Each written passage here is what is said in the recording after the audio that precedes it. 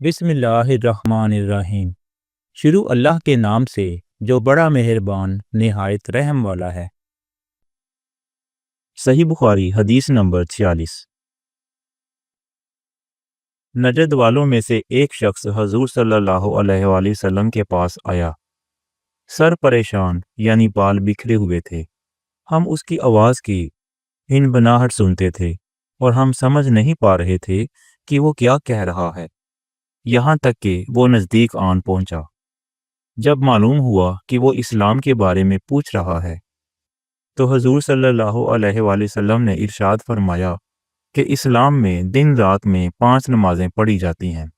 اس نے کہا، بس اس کے سوا تو اور کوئی نماز مجھ پر نہیں؟ آپ صلی اللہ علیہ وآلہ وسلم نے فرمایا، نہیں، مگر تو نفل پڑھے تو اور بات ہے۔ حضور صلی اللہ علیہ وآلہ وسلم نے فرمایا، اور رمضان کے روزے رکھنا۔ اس نے کہا، اور تو کوئی روزہ مجھ پر نہیں ہے۔ آپ صلی اللہ علیہ وآلہ وسلم نے فرمایا، نہیں، مگر تو نفل روزے رکھے تو اور بات ہے۔ طلحہ نے کہا، اور حضور صلی اللہ علیہ وآلہ وسلم نے اس سے زکوٰۃ کا بیان کیا۔ وہ کہنے لگا کہ بس اور کوئی صدقہ مجھ پر نہیں ہے۔ آپ صلی اللہ علیہ وآلہ وسلم نے فرمایا، نہیں، مگر یہ کہ تو نفل صدقہ دے تو اور بات ہے۔ راوی نے کہا، پھر وہ شخص پیٹھ موڑ کر چلا۔ یوں کہتا جاتا تھا، قسم خدا کی میں نہ اس سے بڑھاؤں گا نہ گھٹاؤں گا۔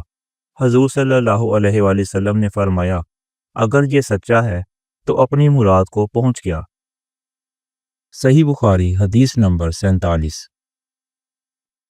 آن حضرت صلی اللہ علیہ وآلہ وسلم نے ارشاد فرمایا، جو کوئی ایمان رکھ کر اور ثواب کی نیت سے کسی مسلمان کے جنازے کے ساتھ جائے اور نماز اور دفن سے فراغت ہونے تک اس کے ساتھ رہے تو وہ 2 قیراط ثواب لے کر لوٹے گا۔